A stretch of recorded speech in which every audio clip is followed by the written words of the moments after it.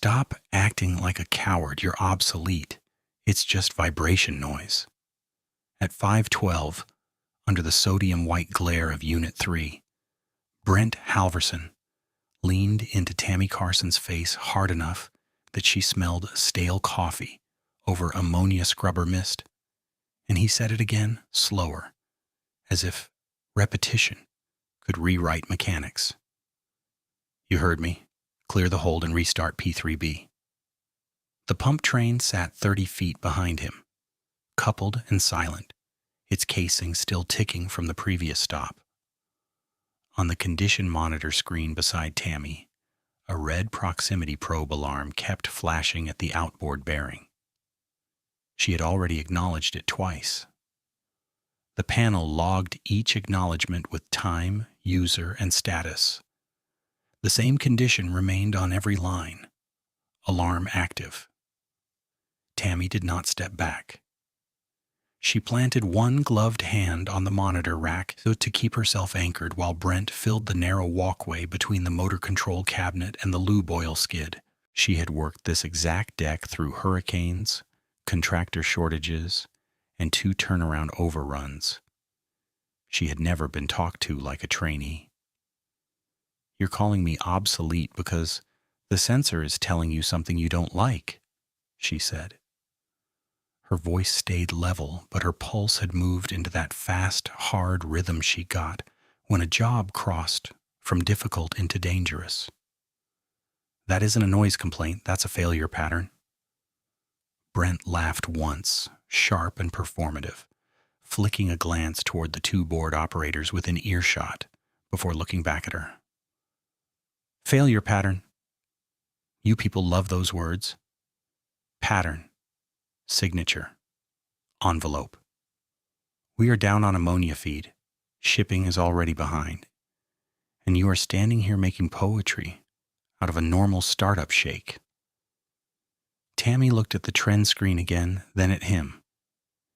She had learned years earlier that people like Brent mistook restraint for uncertainty, so she made each word explicit.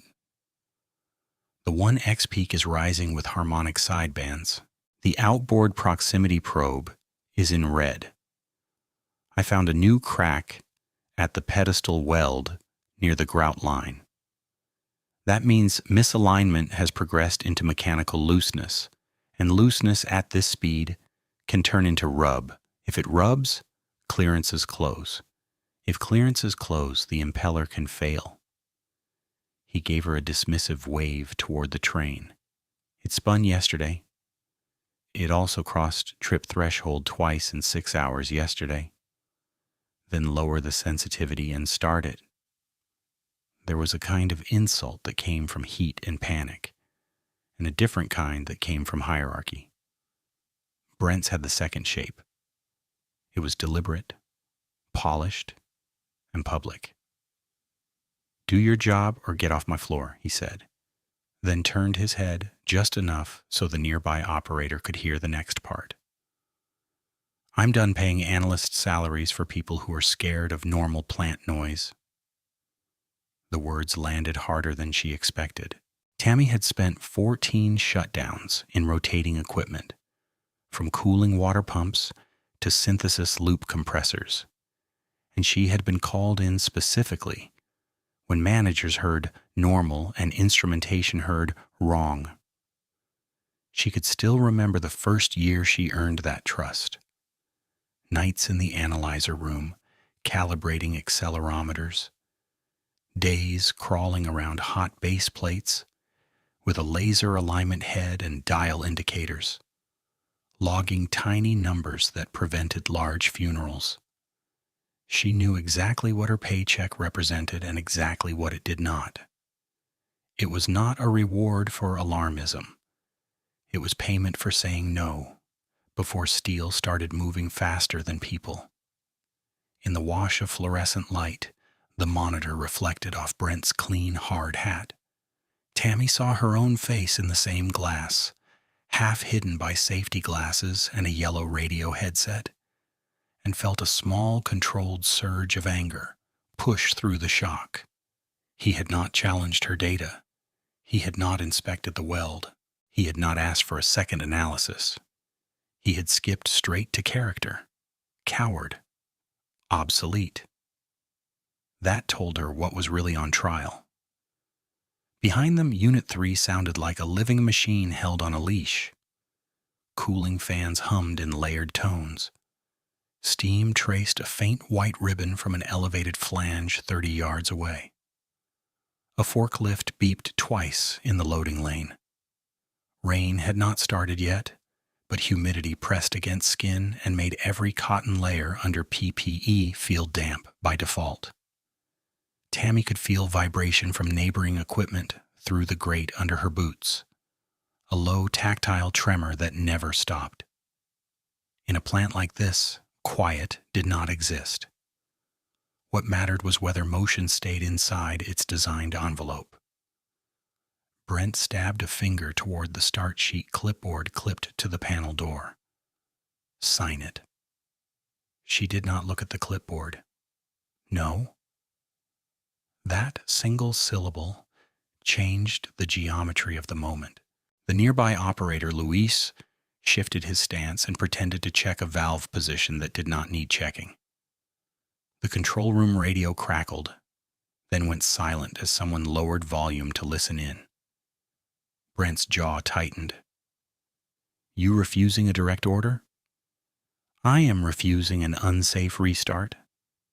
He stepped closer. You are refusing production. We miss this transfer window. We pay penalties. You know that. Tammy knew the numbers. Everyone did. Late shipment penalties were posted in weekly meetings like weather forecasts, and Brent treated them like personal insults. But she also knew the other numbers, the ones that never made motivational slides. Rotor kinetic energy at operating speed, containment limits of cast casing under fragment impact, required separation distances in congested alleys. She had run those calculations enough times that they lived behind her eyes.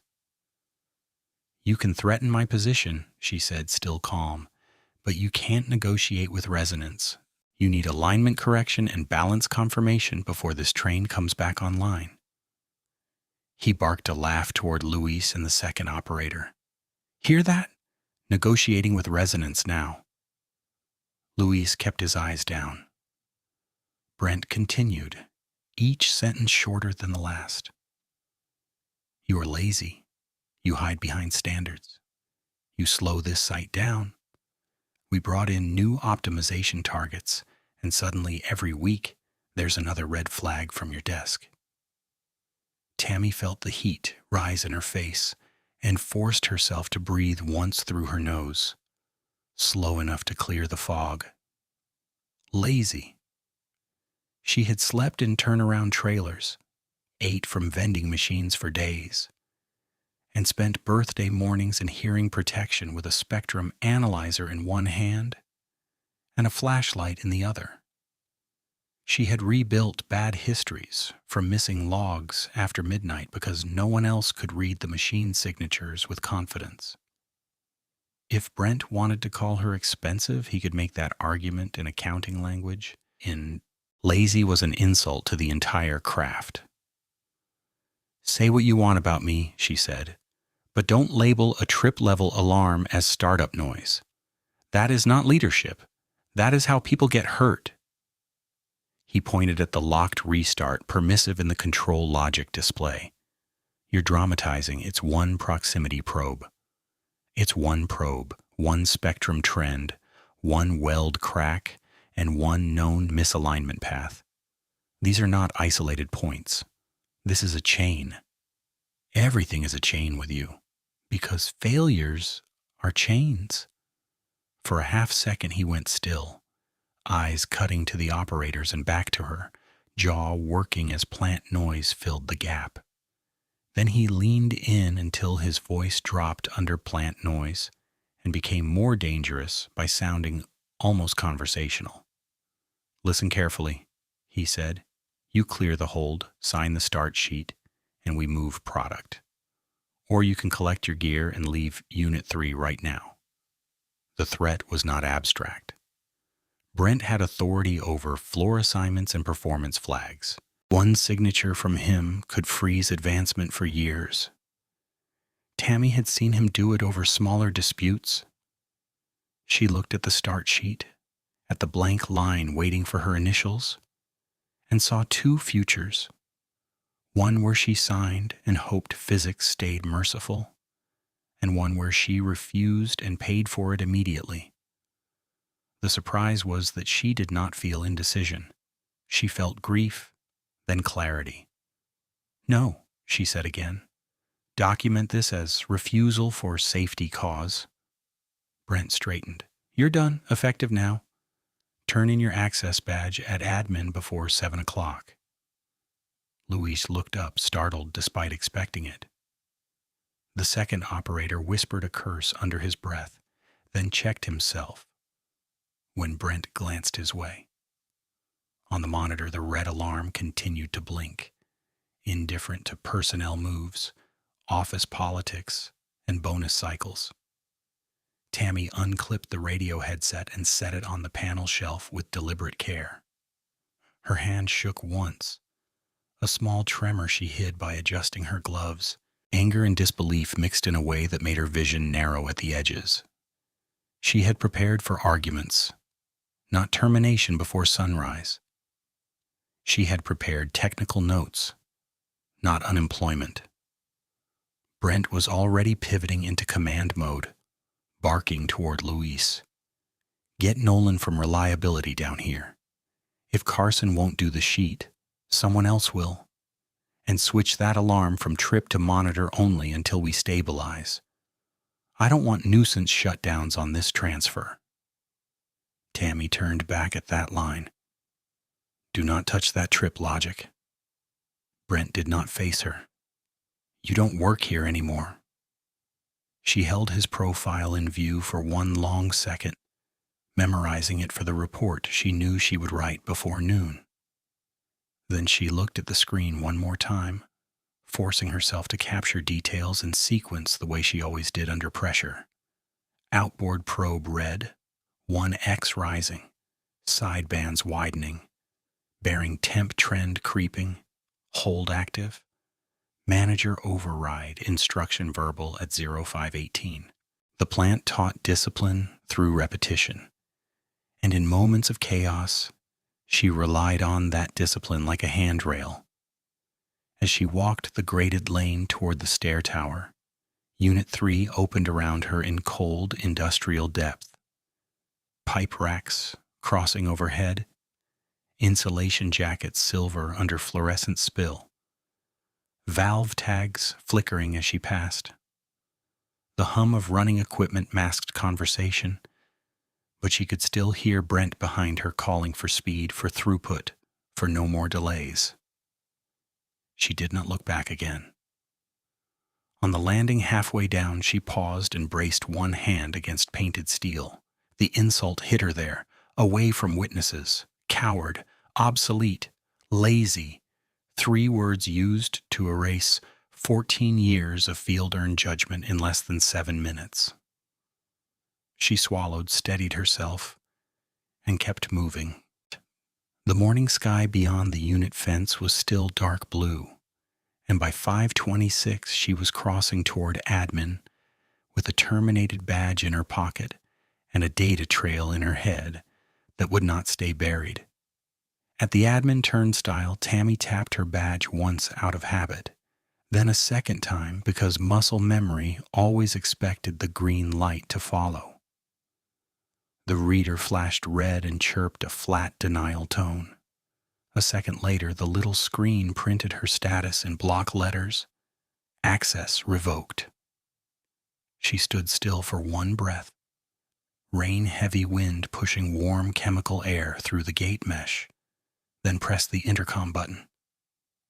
Marta from Site Security answered with a tired morning voice. "Admin East entrance. It's Carson from Reliability. Brent terminated me in Unit 3 at 5:18.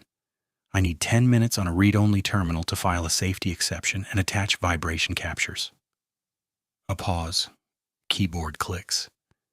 Then Marta came back quieter. I see your status. Wait there. Tammy waited with both palms on the cold rail.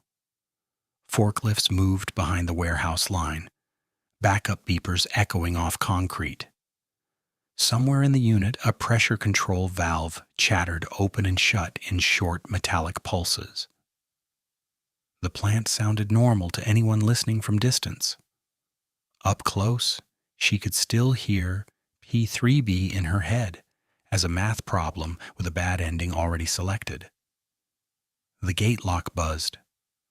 Marta opened the side door instead of the turnstile and handed her a red visitor escort badge with a marker-written timestamp. You've got 12 minutes in the planning office, camera on, no USB export. If anyone asks, you're closing out your route notes. Thank you. Don't thank me, just leave a trail.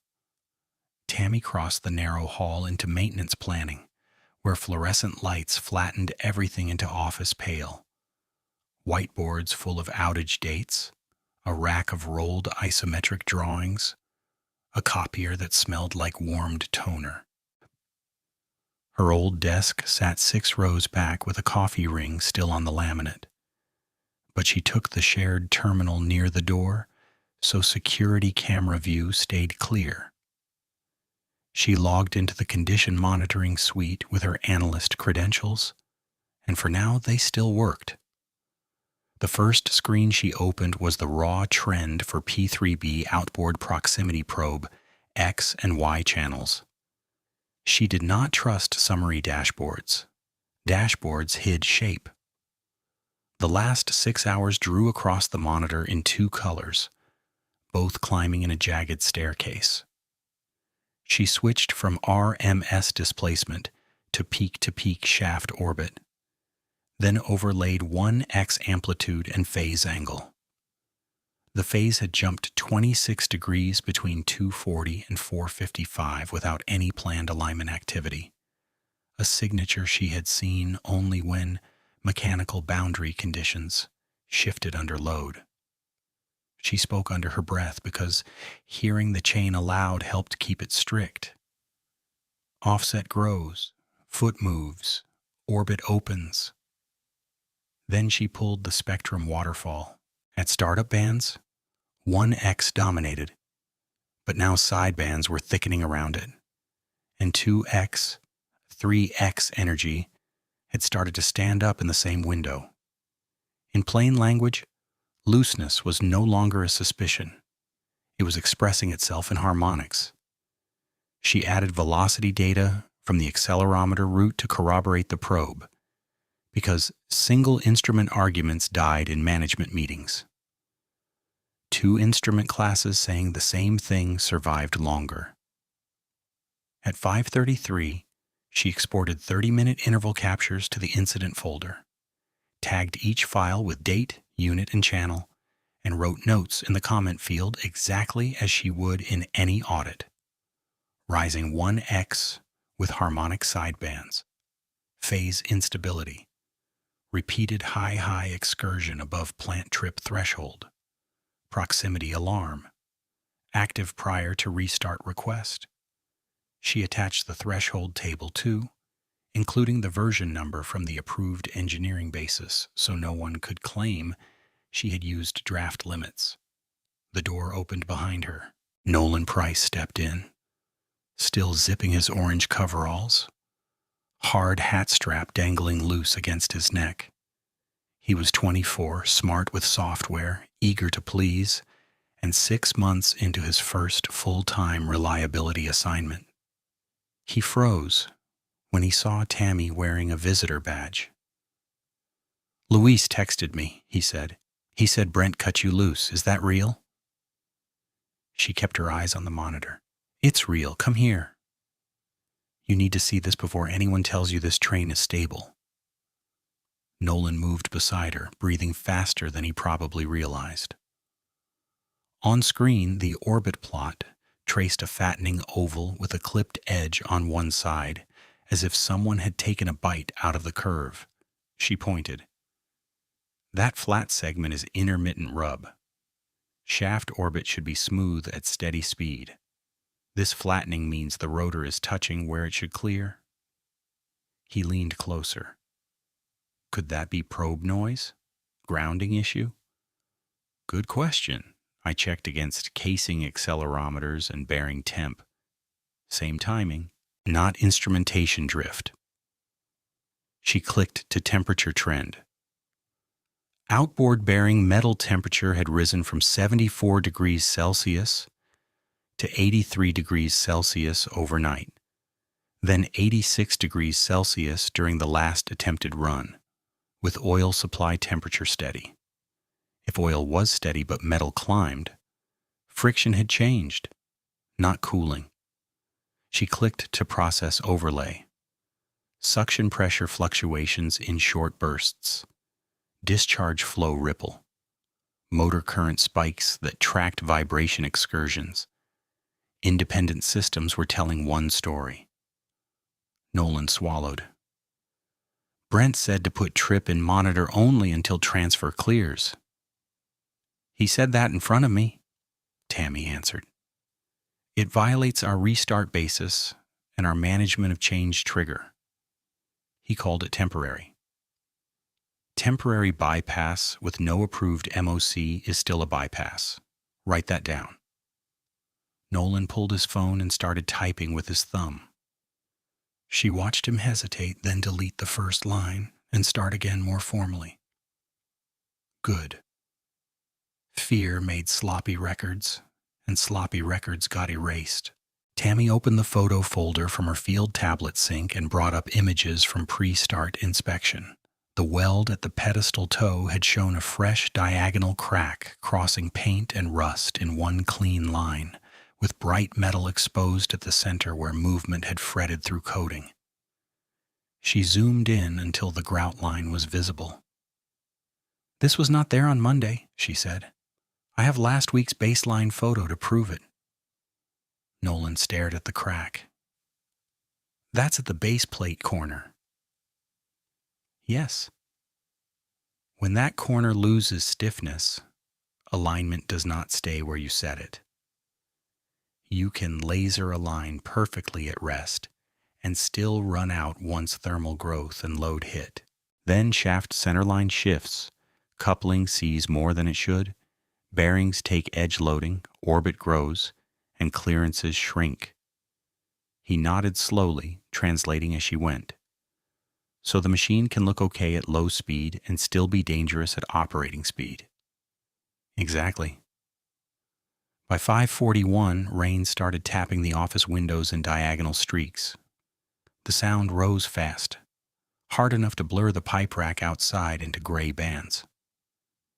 Tammy opened the event log and found the line she expected. 0529 logic change on P3B vibration channel. Alarm action from trip to monitor.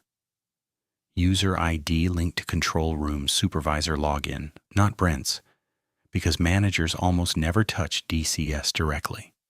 She copied the line into her report with timestamp and hash ID. Nolan looked from the log to her face. Should I reverse it now? She answered without hesitation. Not from here. You change a live trip state without permit and he pins it on you. You call shift superintendent, state the condition, and request documented risk review. If they deny, log the denial word for word. He exhaled through his nose and nodded once. He told Luis this is just startup shake.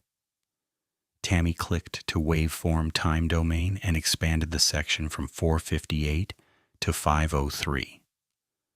The trace showed repetitive impact-like bursts, riding the fundamental frequency, not random broadband chatter. Startup shake is broad and decays. This repeats and amplifies. Different animal. Nolan's phone buzzed with a call. He glanced down at the screen. Brent. Take it on speaker. He hit accept, thumb trembling. Brent's voice came through sharp and clipped, noise of Unit 3 roaring behind him. Where are you? In planning office, pulling P3B historical. I didn't ask for a thesis. I asked for you at the train. Get down here and clear nuisance alarms. We are restarting by 6. Tammy kept silent and let Nolan decide his own spine. Brent, Nolan said carefully, I'm seeing high 1x, harmonics, phase shift, and a logic change to monitor only. We need a risk review before full load start. Brent laughed, that same short performative burst Tammy had heard on the deck. I hired you because you're practical. Don't start sounding like Carson. Bring your tablet and come do your job. He hung up. Nolan stared at the dead screen. If I push back, he'll bury me. If you comply without documenting, physics will bury someone else, Tammy said. Pick your consequence. She turned back to the terminal and opened the plant's standard for centrifugal pump protection settings, the local adaptation of API guidance the site had adopted after an earlier incident years ago. She highlighted the paragraph that required restoring protective trip functions. Before any restart after unexplained high vibration, and attached it as a citation. Then she opened the Management of Change pre-screen template and selected trigger criteria. Alteration of safeguard function, temporary or permanent. She filled the narrative field in plain language, no adjectives, no drama, only mechanism and sequence.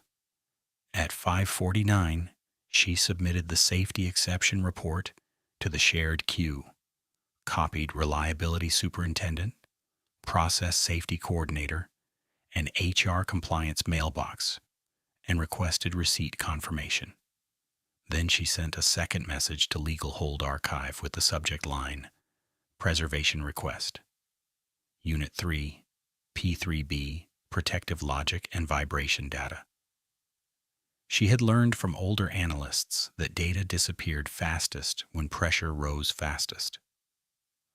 Marta reappeared at the door and tapped her wristwatch. 2 minutes. Tammy nodded. She printed one hard copy of the report because paper was harder to alter quietly than live fields, signed and dated each page, and asked Marta to witness the time. Marta initialed the corner without comment and slid the pages into an evidence envelope from the security desk supply drawer. Nolan watched all of it with the expression of someone seeing how the plant actually worked for the first time, not through training slides, through consequence architecture. He spoke softly. Are you really walking out? They already walked me out, she said. What I'm doing now is making sure the machine history walks out with me. He looked at the monitor where the latest live point refreshed. The outboard probe had ticked higher again, and the color block around the value stayed red, unwavering. If they started anyway, they will get a result. The only open variable is how expensive. Rain hammered harder. Over the building PA, a neutral synthetic voice announced routine weather caution for elevated work and vehicle speed limits.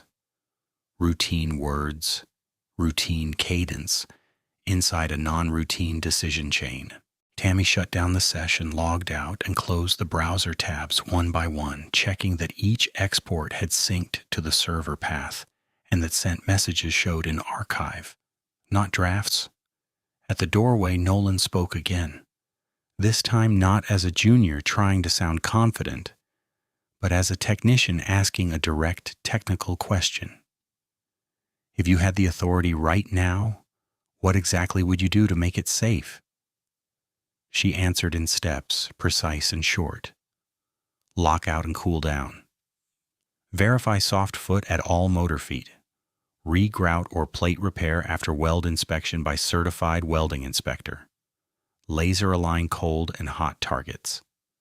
Balance check rotor, inspect impeller and wear ring clearance. Restore trip logic and function test. Then controlled startup with Analyst present and real-time trend watch. He repeated each step once, committing it. Got it. Write it in your notebook now, With time. He did. Marta escorted Tammy back through the side door into the wet dawn. The first true daylight was lifting behind the flare stack, turning low clouds the color of old steel. Her visitor badge slapped against her rain shell as wind gusted along the fence line. She tucked the evidence envelope under her arm, felt the paper edges through the sleeve, and walked toward the parking lot with measured pace. Not because she was calm, but because controlled movement was the only control she still had. Behind her, Unit 3 kept humming, and the red alarm she had named, photographed, trended, and filed remained active, waiting for the next person to decide whether numbers were warnings or inconveniences. Her phone started vibrating before she reached her truck, a hard rattle against wet fabric that felt like another alarm refusing acknowledgement. Luis's name flashed on the screen. Tammy answered on the second buzz and stayed under the overhang beside the lot cameras, rain blowing in sideways across the painted curb. "Tell me they backed off," she said. Luis did not waste a greeting. "He wants you back in Unit 3 right now. He says you're still responsible for the restart packet until HR processes the termination code. That is not how termination works." "I know. I'm telling you what he's saying." Metal noise washed through the line. Then Luis lowered his voice. He put Nolan at the panel and told him to prep start permissives. He keeps saying this is a direct order chain issue, not a reliability issue. Tammy pressed the envelope tighter under her arm. "Listen carefully and repeat this exactly. The train has an active outboard probe or red alarm, high 1x, with sidebands, phase instability, and evidence of looseness at the pedestal weld. At operating speed, that combination can progress to rub and impeller damage. Restart without corrective work violates the site protection basis." I'll repeat it. Use the words violates protection basis, not recommends delay. Luis exhaled. Copy. By 5:58, the shift change horn sounded once through the rain, low and dull behind pipe racks, and Tammy watched two contract electricians jog toward shelter while she stayed planted at the fence line, like a witness refusing to leave the stand. Luis came back on the line, breath fast now. "He wants to talk to you." A rustle, then Brent's voice snapped in sharp, amplified by speakerphone and anger. "Get back to the deck, now." "No. You're still on company property." "I am at the parking lot with revoked badge status and a visitor escort record." "You fired me at 5:18. "You refused a direct order." "I refused an unsafe restart and documented cause." His tone shifted from shout to the flatter cadence he used in meetings when he wanted to sound procedural. "You have one path to keep this clean. Come sign the startup acknowledgement. Note your concerns as advisory and we proceed." Tammy felt her pulse settle instead of rise. The language confirmed what he needed, her name on paper to launder his decision. Advisory is for preference. This is trip-level condition. You set protection to monitor only without approved MOC. You're not in authority to interpret MOC triggers. I was in authority to declare a vibration hold, and I did. He cut across her. Last chance. Sign or I code this as insubordination with refusal of assigned duties. That follows you. Rain hit the guardrail in steady sheets. Tammy turned slightly so the lock camera caught her face and phone, then spoke with courtroom precision. At 5:29, alarm action on P3B was changed from trip to monitor under supervisor login. At 5:33, I exported trend captures showing repeated high excursions. At 5:49, I filed safety exception and preservation request. Those records are time-stamped and distributed. Silence for half a beat. Then Brent said, quieter and colder. You think emails protect you from consequences?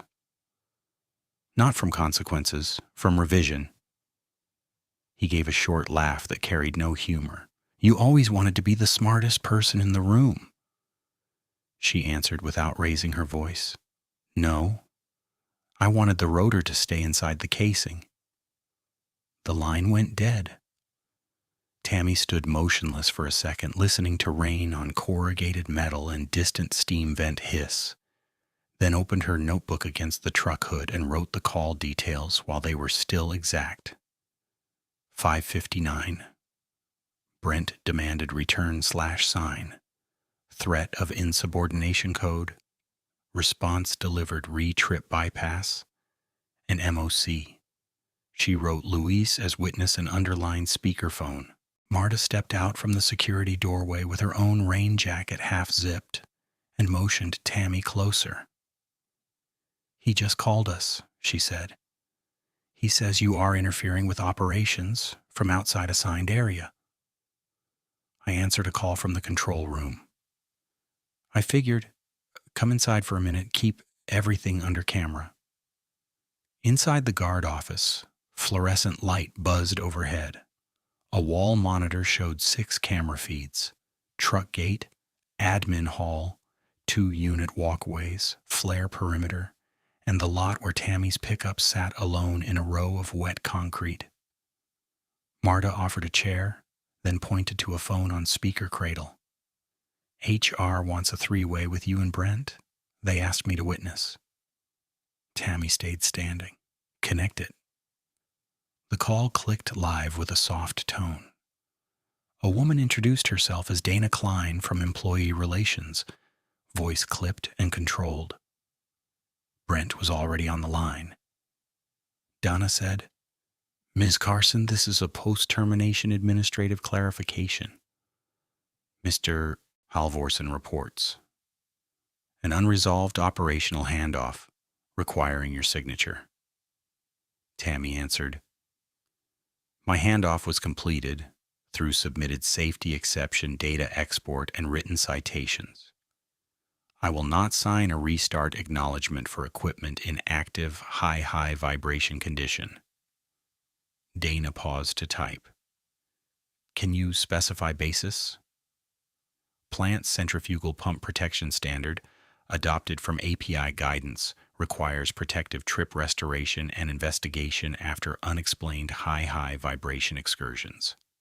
P3B cross threshold twice in 6 hours. Outboard probe remains red. Structural crack identified at pedestal weld near grout line. Misalignment and looseness indicators present. Brent broke in. She is presenting interpretation as fact and obstructing production. Tammy said, The trend files and logic logs are facts. My interpretation is attached and citable.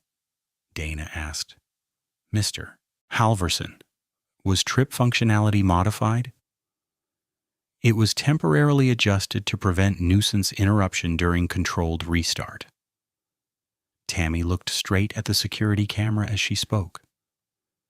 Temporary adjustment of a safeguard function is an MOC trigger. No approved pre-screen exists as of 5:49 when I filed one. Dana inhaled softly, microphone catching the sound. Understood. For clarity, Ms. Carson, are you refusing any further operational sign-off? Yes. Brent's voice hardened. Then document that she is refusing assigned duty and creating risk exposure. Tammy answered him directly. No detour through HR language. The risk exposure is already created by bypassing trip action on an unstable train. Dana cut in before he could respond. This call is administrative, not technical arbitration. Ms. Carson, your refusal is recorded. Mr. Halvorsen, proceed through current supervisory chain for alternate signatory. Security witness logged. Marta wrote the time on her pad and slid it where Tammy could see. 6:07. The call ended with 2 sharp clicks. For a few seconds, only weather radio chatter and keyboard taps filled the office. Then Tammy's personal phone lit again, this time with Nolan's number. She looked at Marta, got a nod to proceed, and answered on speaker with the witness still present. Nolan sounded out of breath. "I'm at the train." He handed me the start sheet. "What does it say?" Line item reads, "Vibration, hold cleared by reliability." Do not sign that statement unless hold is actually cleared after corrective work. He says if I don't sign, I'm done before probation clears. Brent's voice erupted in the background, not on phone audio, but close enough to Nolan's mic to register every word. "Put that away and sign the sheet. You want this job, act like it." Tammy closed her eyes once, then opened them to the camera again. "Nolan, ask him one question on speaker so everybody hears it. Ask whether trip logic has been restored to original action." A rustle, then Nolan, shaky but audible. "Brent, has trip been restored for monitor only?"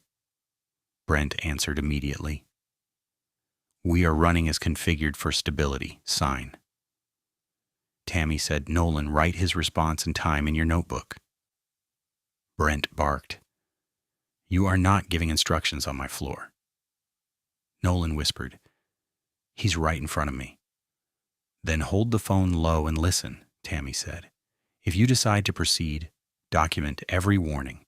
Probe status, temperature, any spark, any rub sound, any current spike. If you see coupling guard glow, you hit ESD call and back out of line of fire." Brent shouted close enough to distort the call, "Hang up now or hand me your badge." Nolan's breath caught.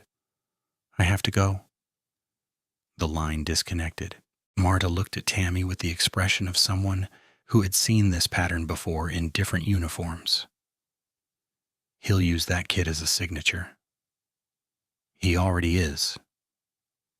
Tammy opened her email app from the guard desk and sent a concise follow-up to the same distribution list. 6:09 live call from unit confirmed alternate signatory pressure. Trip restoration question, not affirmatively answered. Replacement technician threatened with job loss for non-signature. She copied security witness in the body and asked Marta to initial the printed copy. Marta did. At 6:12, Dana from HR called back, this time without Brent. "Miss Carson," she said, "we received your supplemental note. I need one additional statement for the file. Are you alleging retaliation linked to your safety refusal?" Tammy answered, "Yes. Termination occurred immediately after refusal to clear an unsafe restart." Dana's voice stayed neutral, but the tempo changed, slower and more careful. "Statement recorded. You will receive formal separation documents by noon. Given active dispute, do not return to operating areas without written authorization. If site management contacts you for technical sign-off, route through employee relations." "Understood." After she hung up, Tammy leaned both hands on the desk and felt the delayed tremor move through her forearms, the body catching up to what the mind had been holding in rigid alignment for an hour.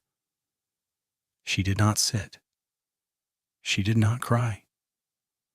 She looked through the guard office glass toward Unit 3's pipe rack, where rain blurred lights into smeared yellow lines, and forced herself back into procedure mode. She called the reliability superintendent, Mark Delaney, and got voicemail. She left a message with no adjectives.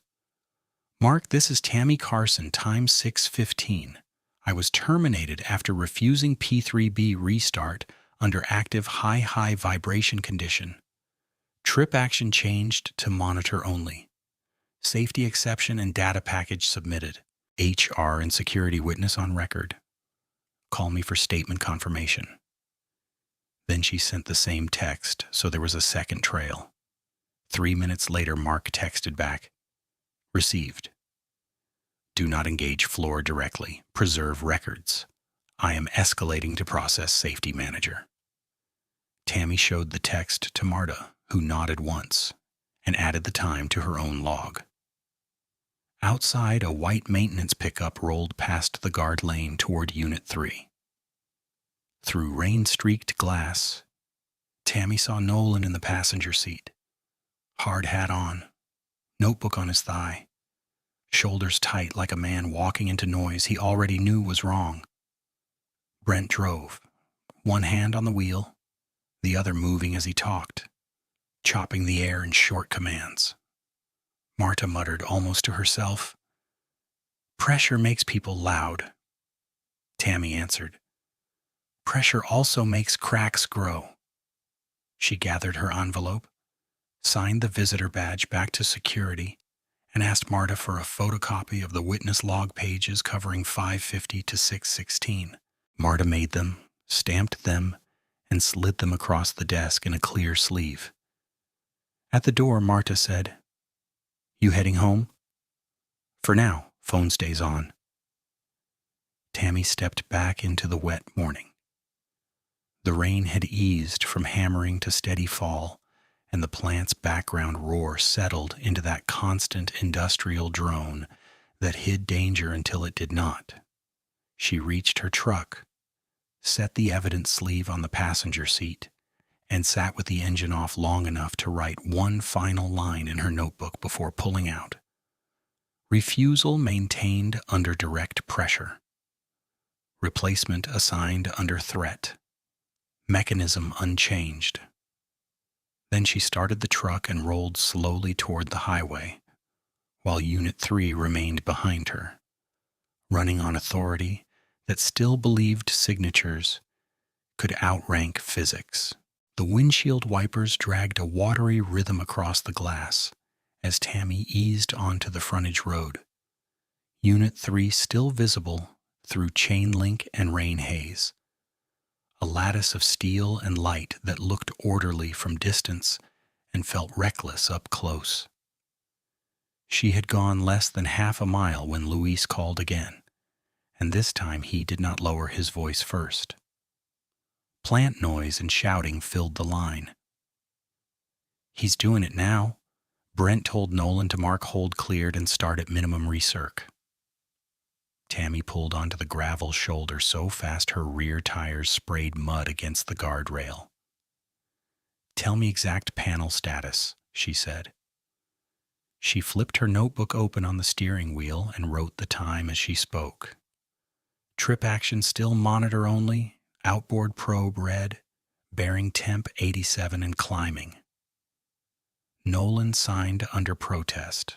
Brent countersigned. Tammy closed her eyes for a single breath and forced her tone flat. "Then you keep yourself out of the coupling plane, out of the discharge side alley, and you do not stand in front of the casing. Say it back." Luis did, word for word, while thunder rolled somewhere out over the wetlands beyond the tank farm. By 6:22, she had Mark Delaney on the other line with Luis patched in.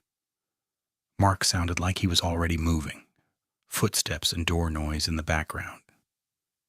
"Process safety manager is on site in 12 minutes, he said. "I can stall this if operations cooperates." Luis gave a short, bleak laugh. "Operations is not cooperating." Through the call, Tammy could hear Brent in the distance. "Stop narrating and run the sequence." The words came clipped and public, made for an audience. Tammy spoke over him. "Mark, listen. If he starts with looseness this advanced, you'll see orbit growth and intermittent rub inside first minute. If he forces through that, thermal growth will collapse clearance. We are in projectile risk territory." Mark answered, "I hear you. I'm heading to Unit 3 now." Then more quietly, "Keep recording everything." The line clicked off. Luis stayed with her, breathing hard through his headset as he moved across grated flooring. She heard rain pinging on the metal deck through his mic like handfuls of nails. Nolan came on next, voice thin with strain. Tammy, I'm at the local panel. Brent wants me to acknowledge the monitor-only override in the operator note field as temporary optimization. She heard Brent instantly in the background. Don't call her. Execute. Tammy ignored him. Nolan, read the exact language before you hit enter. Nolan swallowed audibly. It says, trip suppression during transient startup to avoid nuisance shutdown while meeting shipment target. Tammy wrote each phrase. That sentence is a confession in plain text, she said.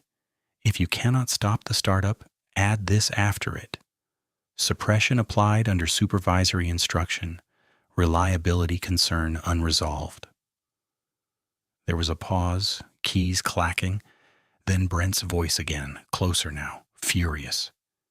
You're done taking dictation from terminated staff. Start command in 10. Nolan whispered, I entered your line.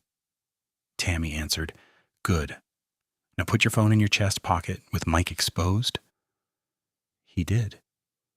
The audio turned muffled but still clear enough to map voices, alarms, and machine sound. At 6:27, the startup checklist began in cadence she could recite from memory. Lube oil pressure verified, suction valve confirmed, discharge minimum flow path open, cooling water to seal plan stable, motor breaker armed. Under normal conditions, those confirmations were a discipline that kept good people alive. Under broken conditions, the same words sounded like ritual over a bad decision. She heard Brent ask, permissive clear? Nolan answered, logic clear with monitor only on vibration channel. Brent said, good, start it. Tammy gripped the steering wheel until her knuckles whitened beneath damp gloves. Luis, she said into the line, where are you standing? West side behind column C14 with visual on coupling guard. Stay there. If you see orange at the guard, call ESD and move. Rain intensified again, drumming so loudly on Tammy's truck roof that for a second it masked the line. Then the motor contactor slammed in, a hard electrical thud carried through Nolan's pocket mic, and the pump train began to spin. The first seconds were deceptively ordinary, a rising whine, then the deeper rotational hum as speed came up through low bands. Tammy watched nothing but wet gray roadway, yet she could place every sound in the machine's body from memory. At 5 seconds, Nolan reported, vibration 6.2 mils and climbing. At 8, Luis cut in. Jumped to 9.8, that's double baseline. Brent answered immediately. Hold, let it settle. Tammy spoke into the mic, each word deliberate. That is not settling behavior, that is excitation. No one acknowledged her. At 14 seconds, the tone changed from hum to a rougher growl, with a repeating tick inside it, the acoustic fingerprint of light rub. Nolan said, hearing periodic contact. Brent snapped back. That is coupling guard rattle. Luis said, no, sir, this is from bearing side. Brent's reply came hot. You taking instructions from her too? Tammy wrote, 062714 periodic rub-like contact, and underlined it twice. By 0629, the machine had been held at reduced flow for 2 minutes, and the numbers never came down. They crept higher in jagged steps, exactly as they had overnight. Nolan read them anyway, like a man reading weather to a captain steering into surf. Bearing metal 89, vibration 10.4, phase unstable. Brent told him, advance to transfer load. Luis muttered, almost to himself but still audible, we're pushing into resonance. Tammy heard boots pounding on grating, then Mark's voice arriving on deck, winded and sharp. Brent, stop this run. We need immediate review. Brent fired back. You're late. We are already in sequence. Mark said, then abort sequence. Brent said, denied. We're behind 3 rail cars. The quiet that followed lasted maybe a second, maybe less, but Tammy felt it like a drop in pressure. She had seen this exact social mechanism for years. Once a manager framed a technical halt as a loyalty test, the room stopped talking about machinery and started talking about rank. That was the most dangerous transition in any plant. At 6:31, with rain still hammering Unit 3, Brent gave the order Tammy had feared since 5:12. Take it to full speed, now, Mark answered. I am formally objecting, Brent said, logged and ignored. Nolan's voice shook as he acknowledged, advancing to full load set point. Tammy put him on speaker and hit record on her own phone, backup to backup. Nolan, report every 5 seconds, she said. He answered with a thin copy. The pump tone climbed, smooth for a breath, then rough again, as it crossed the critical range she had warned about. 5 seconds, vibration 12.1. 10 seconds, 13.7. 15 bearing 91, audible scream increasing. Mark yelled, farther from the mic now. Back off, back off. Brent overrode him. Keep it up, it'll clear above band. Tammy whispered into her notebook without meaning to, just to hold sequence. Rushed alignment, looseness, resonance, orbit, rub. The chain had no missing links left. The impact started as sound, not sight. At 21 seconds into full load acceleration, a metallic shriek cut through the phone speaker so sharp, Tammy jerked upright in her seat. It was not random noise. It was continuous, high, and loaded, like steel being forced across steel at speed. Louise shouted, Sparks at guard, I have sparks. Mark screamed, ESD! Hit ESD! Brent shouted over both of them. Hold position. Nolan's next words came in fragments between breaths. Vibration, 15.9, current spike. Then a deep thump hit the mic, heavy enough to clip audio for half a second. Tammy heard multiple people yelling at once, then the hiss of a valve, lifting somewhere nearby. At 37 seconds, Luis yelled, Guard glowing orange trace. At 41, Nolan shouted, Orbit alarm full scale.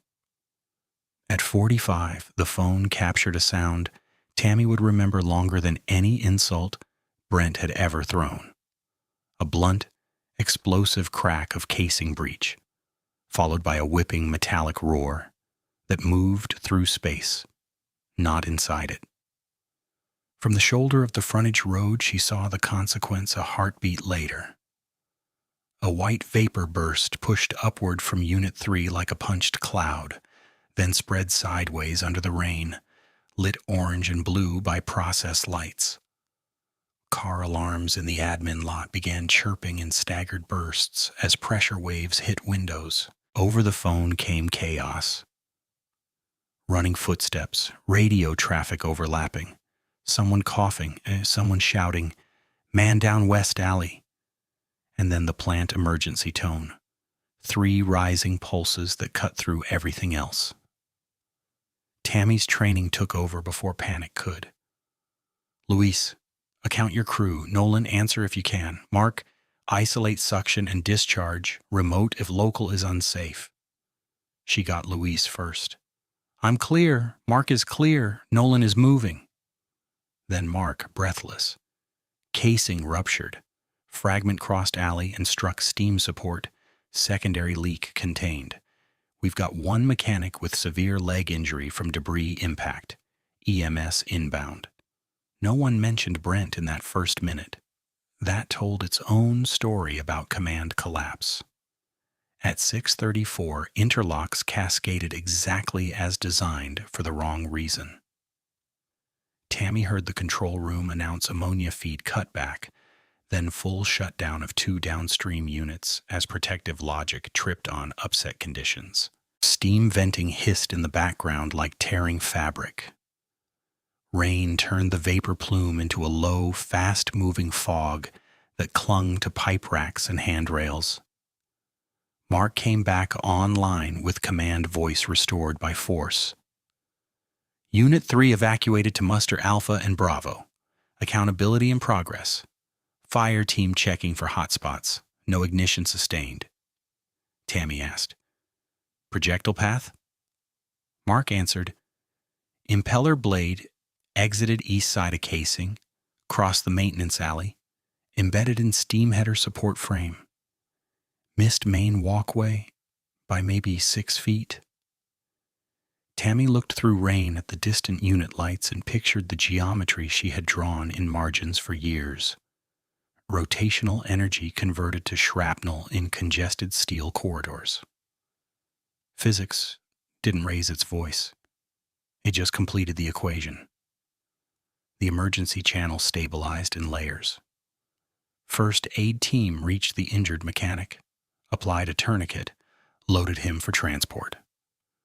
Operators confirmed isolation valves seated. Gas detection stayed below escalation thresholds outside immediate area, then slowly decayed. At 6:41, Site Command ordered full stop on all non-essential movement in the Unit 3 perimeter. Tammy gave her location to Mark and offered to provide immediate technical debrief from outside the gate. He said, "Stay where you are.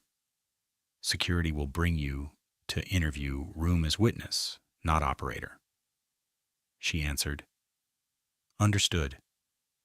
Her hands were still shaking, so she pressed them flat against her notebook until the tremor eased enough to write.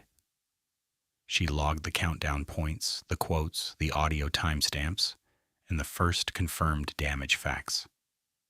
She did not editorialize. She did not need to. When Luis called again, his voice had gone hoarse. "You were right," he said, then corrected himself with bitter precision. "No, the data was right." Tammy stared at the rain streaking down her windshield and listened to the emergency tone cycle again, softer now under the broader plant roar dropping into shutdown rhythm.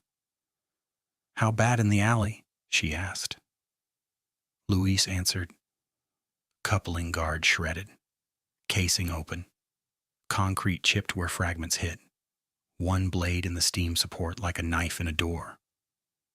He paused, then added, "Brent's in the command office trying to say it was sudden." Tammy wrote that line too, then closed the notebook and looked back toward Unit 3 as red beacons flashed through the rain. Sudden was the last word people used when they wanted history erased. The machine had given 10 days of warnings, 6 hours of trip crossings, and 45 seconds of final mercy before it tore itself open. Her phone buzzed again almost as soon as Luis finished, and this time the caller ID showed Site Security Command instead of a name. Tammy answered while still looking at Unit 3 through rain and beacon flash. Marta's voice came through clipped and procedural. "Tammy, process safety wants you in interview room B as a witness. Do not enter operations deck. Use admin east gate. Bring your notes and any recordings." Tammy said she was on the way, ended the call, and pulled back onto the frontage road at a controlled crawl because emergency vehicles were already streaming past her toward the unit, lights strobing against wet steel. At the gate, security waved her through with the same red visitor badge and a new chain of custody form attached to a clipboard. She signed time in at 6:52, wrote, "Witness return under request," and kept moving through hallways that smelled of damp PPE, copier toner, and the faint medicinal bite of ammonia scrubber air pulled in through building makeup fans. Interview room B had no windows, only a rectangular table, 2 wall clocks that disagreed by 40 seconds, and a ceiling vent that rattled every few minutes. Mark Delaney stood at the far end with a yellow legal pad soaked at the edges from rain. Process Safety Manager. Renee Caldwell sat beside him with a laptop open to the incident log. Brent was there too, dry now, clean hard hat on the table, tie loosened but still in place as if optics could rebuild containment. When Tammy entered, Brent started to speak, but Renee raised one hand without looking at him. No crosstalk. This is evidence capture. Tammy took the chair closest to the door and set her notebook, phone, and evidence sleeve in front of her in a straight line. Renee clicked record and began in the same tone she used during drill audits. Witness statement starts 6:57. State name and role at time of event. Tammy answered. Tammy Carson, Senior Vibration Analyst and Rotating Equipment Specialist, Unit 3 Reliability. Terminated at 5:18 after refusing restart sign-off. Brent exhaled hard through his nose. Renee typed the sentence exactly, then said, proceed from 5:12 forward with timestamps. Tammy did not narrate feelings. She gave a chain. She gave words used, settings changed, calls made, and values observed. She read from her notes. 5:29 trip action change to monitor only. 5:33 trend exports completed. 5:49 safety exception and preservation request submitted. 6:07 HR call witness logged. 6:27 startup initiated. 6:31 order to full speed despite formal objection. 45-second casing breach after acceleration sequence. She passed over printed logs, copied witness sheet initials, and 2 audio files from her phone, each hashed by the security tech in the room before transfer. Renee asked one technical clarification. When you say intermittent rub, explain mechanism for record. Tammy answered, shaft orbit expanded under resonance and looseness, then crossed running clearance intermittently. Contact generated heat and impact loading at impeller root. At 4,200 revolutions per minute, cyclic stress can propagate micro cracks into blade separation. Mark nodded once, not because he liked hearing it, but because it matched what he had heard through the live call. Brent finally leaned in and said, that is theoretical. We had no proof of imminent blade throw. Tammy looked at Renee, not him. Proof was in the trend, the crack, the trip crossings, and the override. Imminence has a signature in rotating equipment. We documented it. At 7:24, Incident Command pushed the first structured update into the room by radio. Renee switched the speaker on. Medical status: 1 mechanic, Daniel Rios, severe lower leg trauma from debris strike, transported, surgery pending, stable airway, conscious. Tammy wrote his name immediately so it would not become 1 injured in the final report. The next line came 15 seconds later. Primary damage: P3B casing rupture, coupling guard failure, fragment impact at steam header support east alley, associated insulation and pipe support deformation. No sustained fire. Vapor release controlled. Unit 3 isolated. Then operations accounting added the first production consequence in numbers that sounded dry and devastating at the same time. Ammonia feed down, 2 downstream units tripped by interlock cascade. Rail transfer window missed. Minimum 12-hour restart estimate for unaffected trains. Unit 3 outage undetermined. Brent spoke before anyone asked. We can have spare casing swapped in 48 hours. Mark turned toward him with open disbelief. You don't swap this in 48. We need forensic teardown, alignment base repair, NDE on supports, and regulator access before restart. Renee closed the radio channel and said, Preliminary estimate is not a promise. No one commits schedule until containment and evidence preservation are complete. The first legal consequence arrived by email while they were still in the room. HR forwarded a litigation hold notice from corporate counsel at 7:41, requiring preservation of emails, texts, DCS change history, historian data, maintenance work orders, and badge access records connected to Unit 3 for the prior 30 days. The notice was broad for a reason. Once injury, property damage, and alleged safeguard bypass converge, every informal message becomes discoverable. Renee read the hold aloud, then looked directly at Brent. That includes deleted items and personal devices used for operational instruction. He answered too quickly. I don't conduct business on personal. Mark's eyes moved to Tammy for half a second, both of them remembering the pre-dawn phone pressure on speaker. Renee did not argue in the room. She just added, "It will image devices per policy," and kept the process moving. At 8:05, the insurer's incident intake team joined by conference line and asked the question that always determines coverage trajectory in the first hour. Were any protective functions defeated or altered before the event? The room went quiet enough to hear the vent rattle again. Renee answered as process safety, not rumor. Event log shows vibration alarm action changed from trip to monitor at 5:29. Approval path under review. The adjuster replied in neutral legal tone. Understood. We are opening claim with reservation of rights pending safeguard impairment findings. Tammy had heard that phrase before.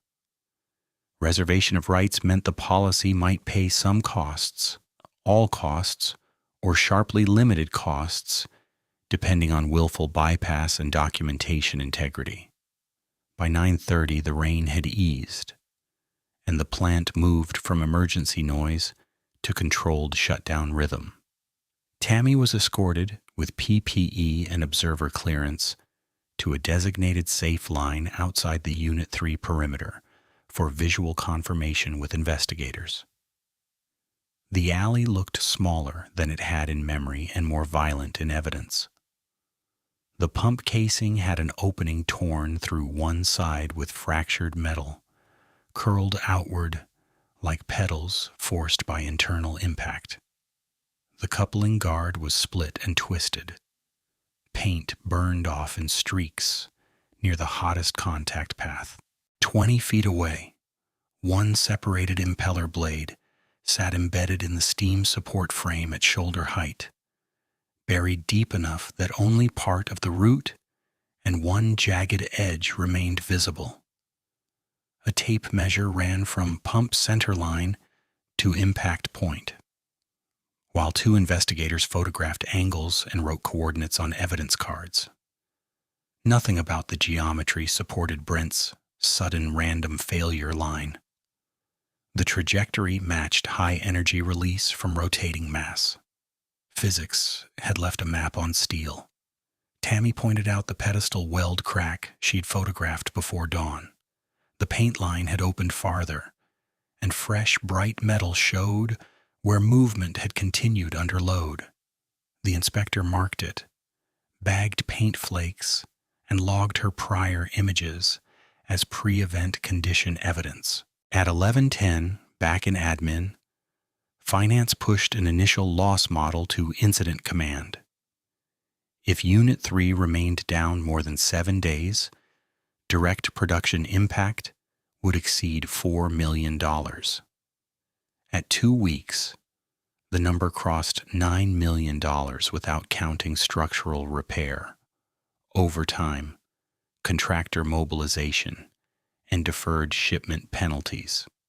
By early afternoon, maintenance engineering revised the mechanical scope upward after bore scope, and dimensional checks found rotor damage beyond the casing, bearing housing distortion and misalignment at the base plate from pedestal movement.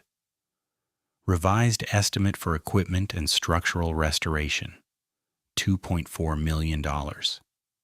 Expected minimum outage for Unit 3, 19 days, assuming no additional findings in adjacent piping supports. Mark read the estimate with both palms flat on the table as if he could keep the number from rising further by holding still. Brent said, 19 days is inflated. Renee answered without heat. 19 is conservative once regulators require hold points. She was right.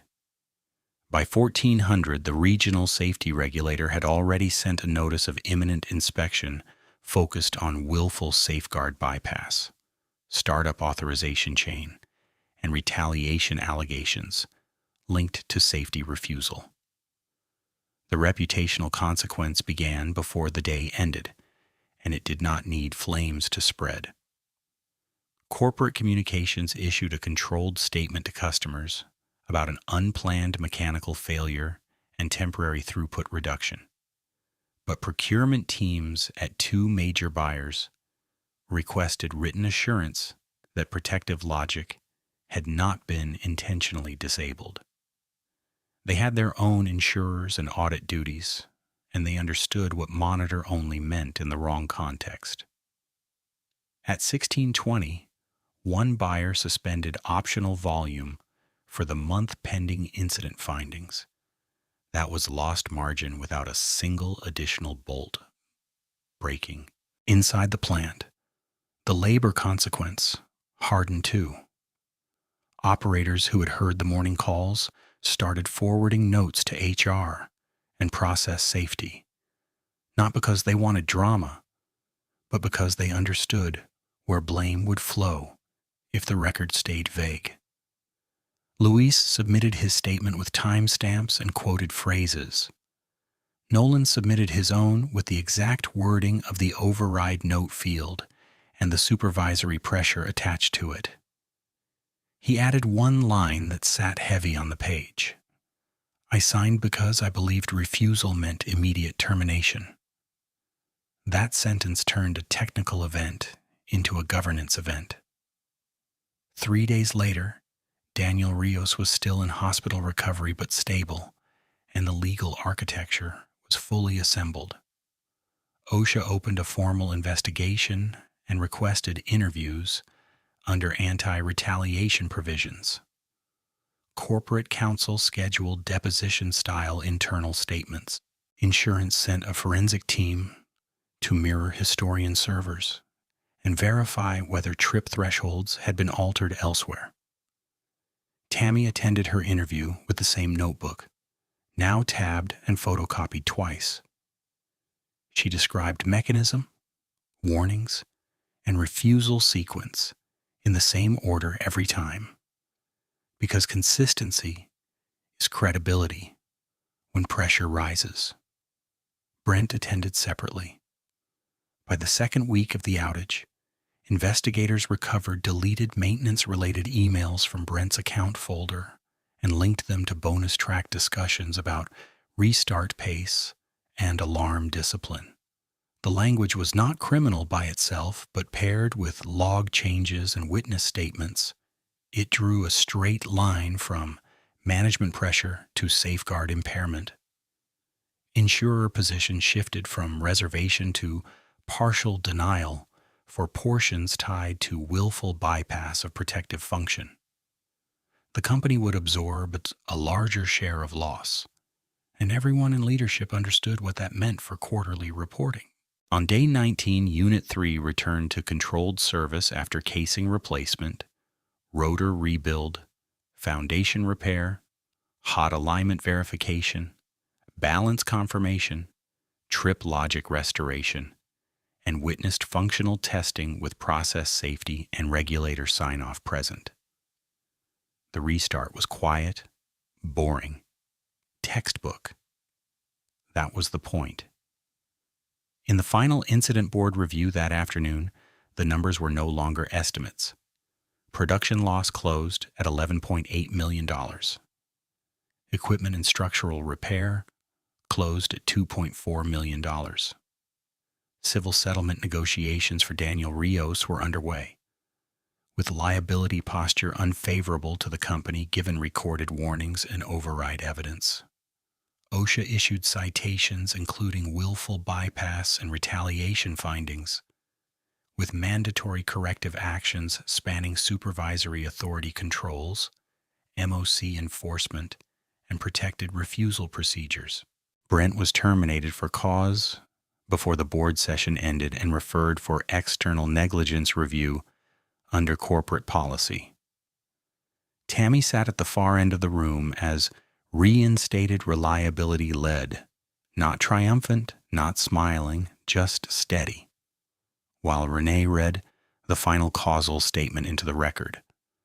Protective safeguards were intentionally degraded, expert warnings were disregarded, and preventable failure energy was released into an occupied work area. The meeting adjourned with a sentence no one disputed because the plant had paid to learn it again. Authority can sign a start sheet, but it cannot sign away consequence.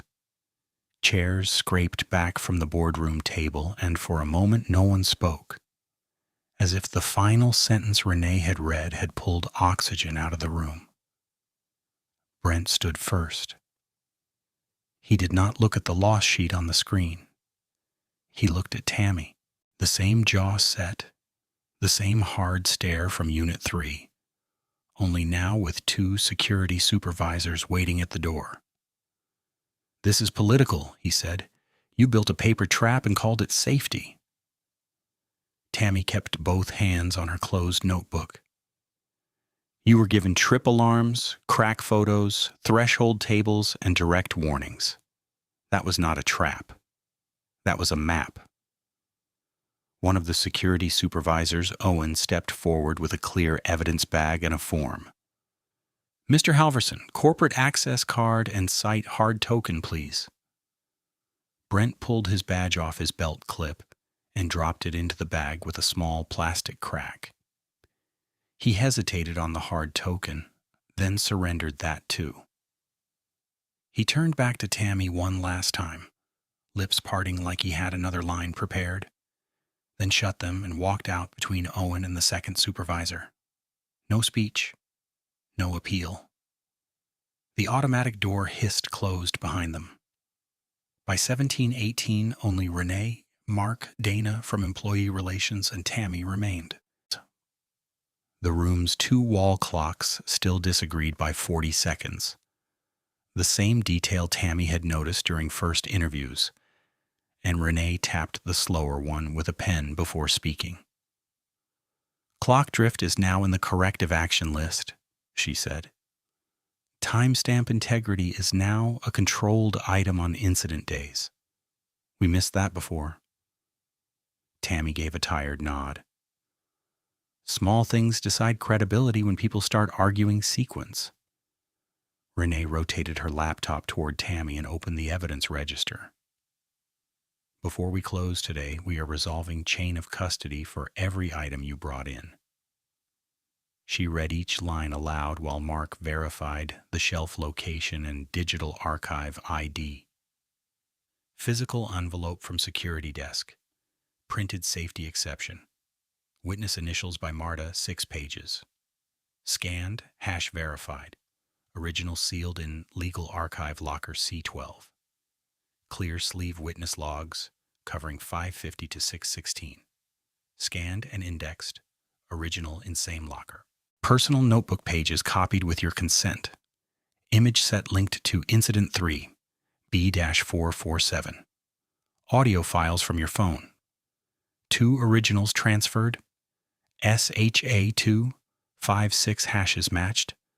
Working copies sent to regulator and insurer forensic teams. Field tablet weld crack photos.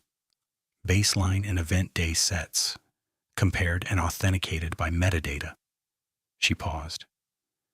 "Do you want your physical notebook returned tonight or retained under legal hold?" "Return it," Tammy said. "You have certified copies." Mark slid the notebook across the table. Dana placed a second folder beside it. "Your noon separation packet is void," she said. "This is your reinstatement letter, retroactive to termination time, with back pay adjustment and removal of insubordination language. HR classification now reads, protected safety refusal. Sign acknowledgement if the details are accurate." Tammy read each line before touching the pen. Base salary restored. Benefits, continuity restored. Formal finding. Retaliatory termination sustained after investigation. She signed once, dated it, and handed the folder back. Dana added, "There is one more administrative loose end. The loaded claim that you interfered with operations from outside assigned area was reviewed against the 607 witness call and security logs. It is dismissed in full." Tammy let out a breath she had been holding since dawn 10 days earlier. Good, that needed to be explicit. At 8:03 the next morning, the OSHA closing conference convened in Training Room 2, the one with old pump cutaway posters and a ventilation unit that clicked whenever the compressor cycled.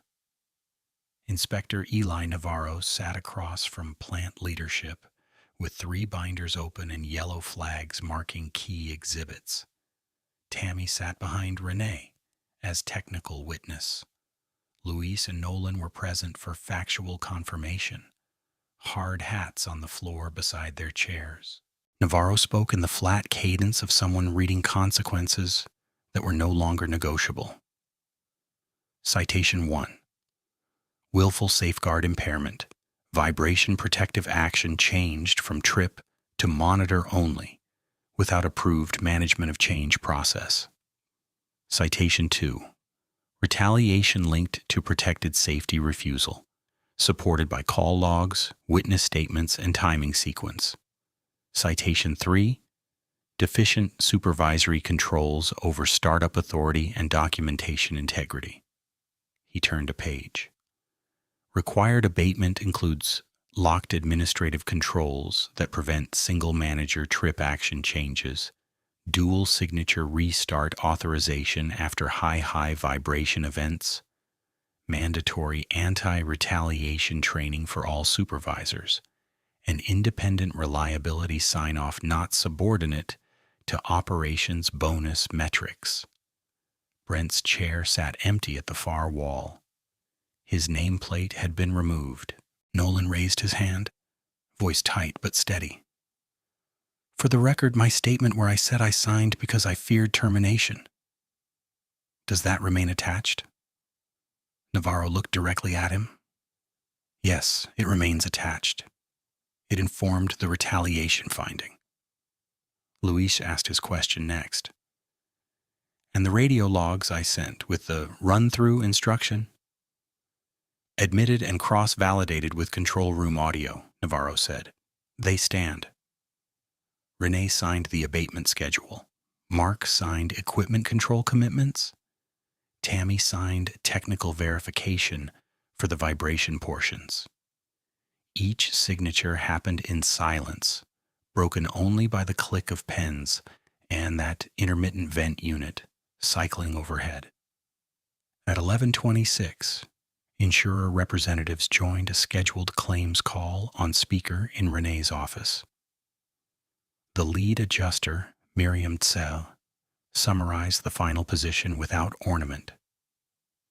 Direct physical damage covered in part.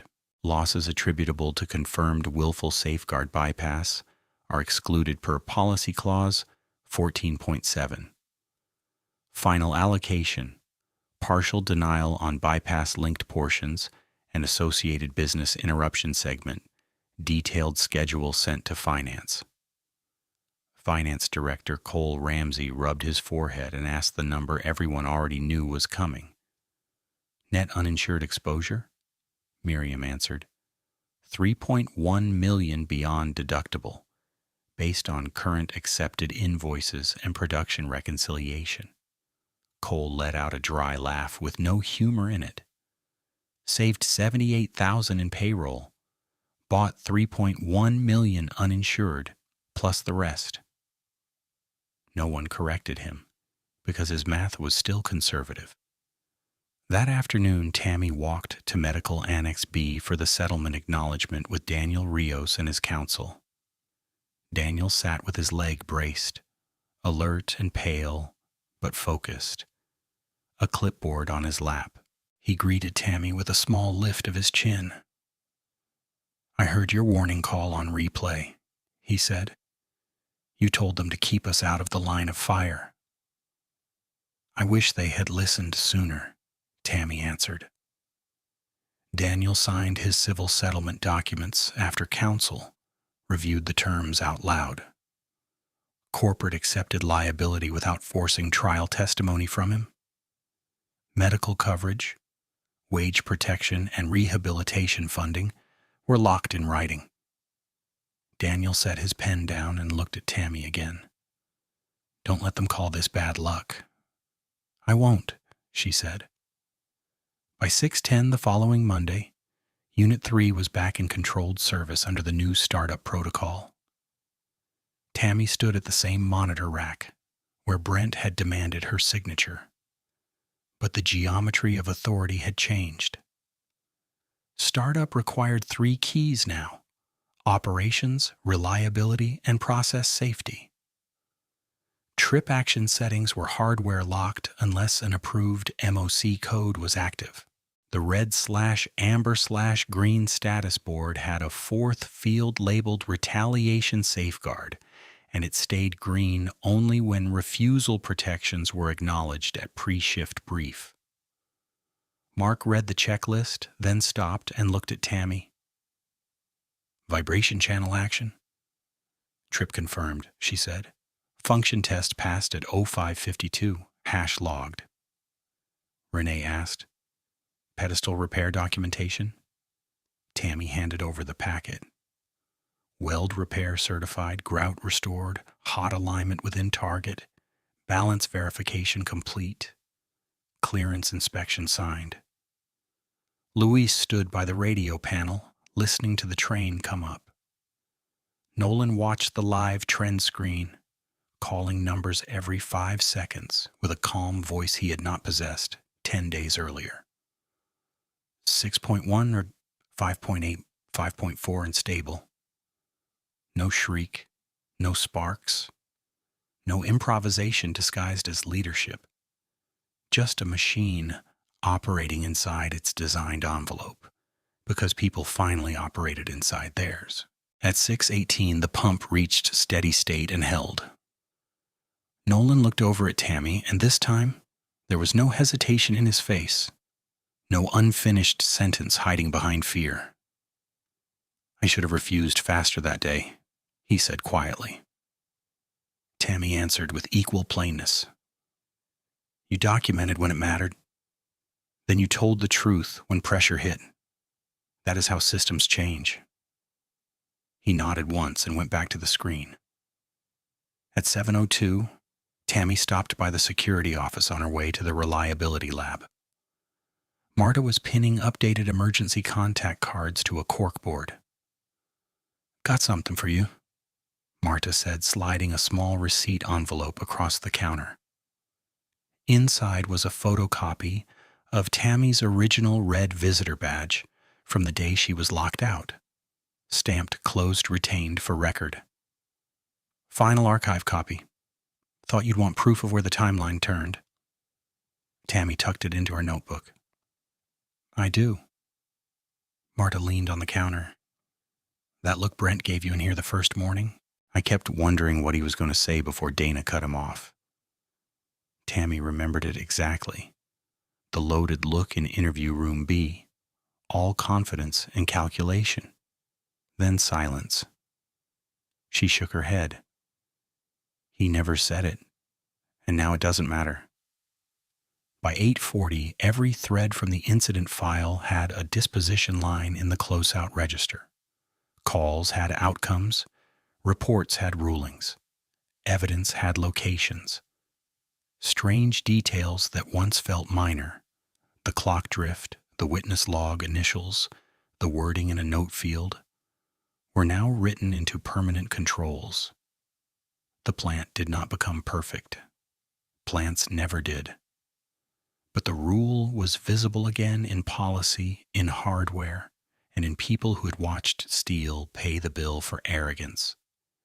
Tammy clipped her radio on, opened the day's route, and stepped back onto Unit 3 with the same notebook, the same craft, and a different chain of command. The lesson did not need a slogan.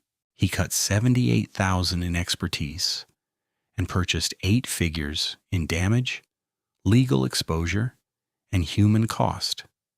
And every person on that deck now understood why physics had the final signature.